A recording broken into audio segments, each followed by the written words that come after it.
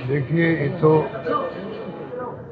जो अभी मुझे ब्रीफ किया गया कि एचएन ने खुद ने किस प्रकार 20-22 लोगों ने वो मिलके पीटा है और कितने जगह उसके चोट आई है, आपने देखा होगा। छिपे टाँके आए हैं, जगह जगह उसकी नींद बढ़ गई है। तो ये डेमोक्रेसी कैसे रहेगी यहाँ पर? अब इस प्रकार से विश्वविद्यालयों के अंदर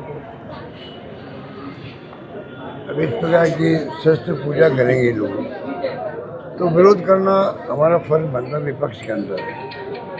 तो पुलिस की मौजूदगी के अंदर जो पिटाई हुई है, पुलिस की मौजूदगी में पिटाई हुई है, उनकी देख रेख में हुई है, ये कहना चाहिए।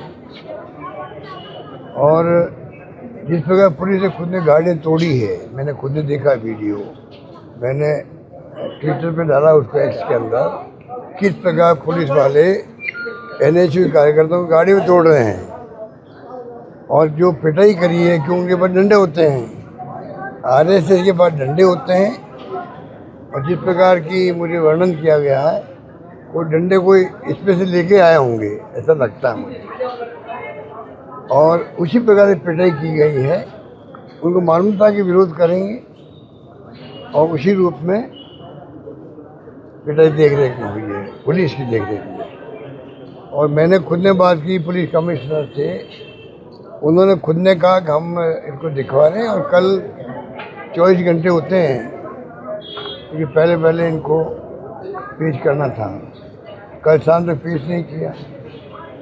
और 151 वाली धाराएं हैं, मैंने सुना है, उस केस को तो ख़त्म कर दिया, नई धाराएं लगा दी है जो नॉन बेलेबल है। तो क्या ये इससे दुश्मन हैं समाज के, असमाज तत्व हैं? इन्होंने क्या कसूर किया कि आप नॉन बेलेबल धाराएं आरएसएस के दबाव में आके लगा रहे हैं? आरएसएस के दबाव में पुलिस काम कर रही है, आरएसएस के दबाव में मार पिटाई हो रही है, और ये एकदम चाल चरित्र चेहरा वाले लोग हैं। तो क्या आरएसएस बीजेपी का ये चाल चरित्र चेहरा है जो सबके सामने आ रहा है? क्या हो रहा है देश के अंदर, वो चिंता अलग लगी हुई है। तो हमारे एनएचयू कार्यकर्ताओं जो पिटाई करी गई, ये तो सबके सामने है।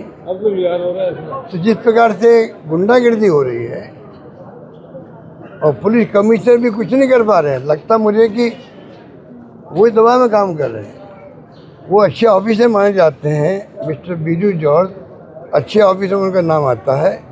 अच्छा होगा दबाव में आके काम करने के बजाय वो खुद ही रिक्वेस्ट कर दे चीफ मिनिस्टर को, भाई मेरा बहुत हो गया यहाँ पर, अब मैं यहाँ काम नहीं कर सकता। ये राजधानी है, राजधानी में अगर इस प्रकार की गुंडागिर्दी करेंगे आरएसएस वाले और पुलिस कमिश्नर हाथ खड़ा कर देगा, नीचे वाले जो एडिशनल एसपी के नाम आ रहे हैं, जो वहाँ इंचार्ज हैं, वो बेईमानी कर रहे हैं, उनकी देख रेख में गुंडागिर्दी हो रही है, तमाम छात्र परेशान हैं, ये क्या हो रहा है? तो मेरा मानना है कि ऐसी स्थिति बनेगी तो धीरे धीरे स्थिति और बिगड़ती जाएगी और संभालना मुश्किल हो जाएगा। पता नहीं, सरकार आज इनकी है, 3 साल के बाद में वापस सरकार कांग्रेस की बनेगी, फिर ये भागते फिरेंगे। ये अधिकारी जो पुलिस अधिकारी हैं, आज तो गुंडागिर्दी करवा रहे हैं, कल भागते फिरेंगे लोग। क्या समझ रखा है इन लोगों ने? तमाशा बना रखा है। इस पर छात्रों की पिटाई करना, वो जो छात्र भर्ती है, वो जो व्याख्यान कर रहा था मेरे सामने, क्या पिटाई की उसकी, वो कि मुझे तो लगा ही हो क्या रहा मेरे साथ में। तो ये जो गुंडागिर्दी की शुरुआत हुई है देश के अंदर, वो उचित नहीं कहा जा सकता। तो बाकी तो आप देख ही रहे हो क्या हो रहा है, पूरे देश में क्या हो रहा है, वो तो मैं क्या बताऊँ, बार बार तो बोल ही रहा हूँ। आरएसएस को बताते प्रधानमंत्री मोदी जी ने राष्ट्रभक्त है ये लोग, और अरे 50-55 साल तक तो इन्होंने तिरंगे झंडे को स्वीकार नहीं किया है, संविधान को इन्होंने माना नहीं कभी भी। संविधान डॉक्टर अम्बेडकर ने बनाया, मानने से इनकार कर दिया हो, और प्रधानमंत्री मोदी जी कह रहे हैं कि तो जेल भी गए थे। एक भी बता दीजिए कौन जेल गया इनमें से? फिर आप इस प्रकार से असत्य बोलेंगे प्रधानमंत्री जी, तो होगा क्या देश के अंदर? प्रधानमंत्री जी से लोग उम्मीद करते हैं कि वो उनके मुख से कभी भी असत्य नहीं निकल सकता, बोलेंगे वो सच्ची बात बोलेंगे। वो बोल रहे हैं कि हमारे ये जो तथाकथित जो देशभक्त हैं आरएसएस वाले, ये तो जेलों में बंद भी रहे थे। अरे मुखबरी करी इन लोगों ने, उस जमाने में मुखबरी करी, अंग्रेज़ों का साथ दिया। ये दुनिया जानती है, इस बात को दुनिया जानती है।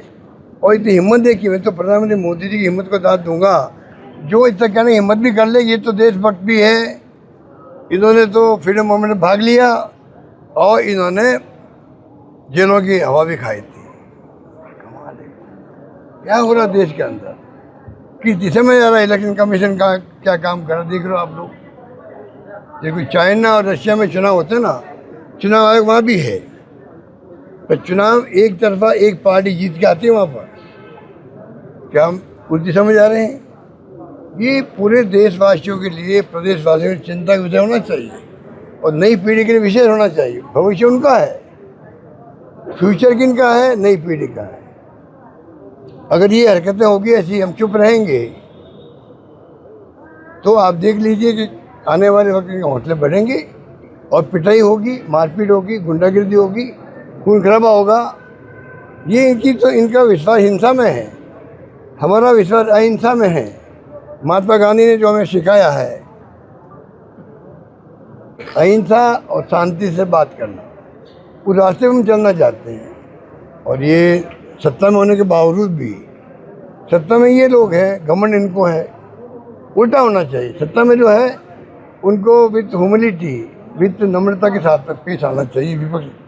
विपक्षी पार्टियों के साथ में भी उनको चाहिए विद ह्यूमिलिटी बात करें, जिससे कि लगे डेमोक्रेसी में है।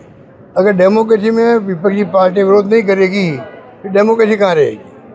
वो विपक्षी पार्टियों का विरोध भी, आलोचना जो है, उनको सहन नहीं कर पा रहे हैं, फिर क्या की डेमोक्रेसी रहेगी? युवा पीढ़ी में आह्वान करना चाहूँगा, सो चिंतन करें, मनन करें, कौन सही है कौन गलत है, इसका फैसला करें, तब जाके देश बचेगा, देश की डेमोक्रेसी बचेगी।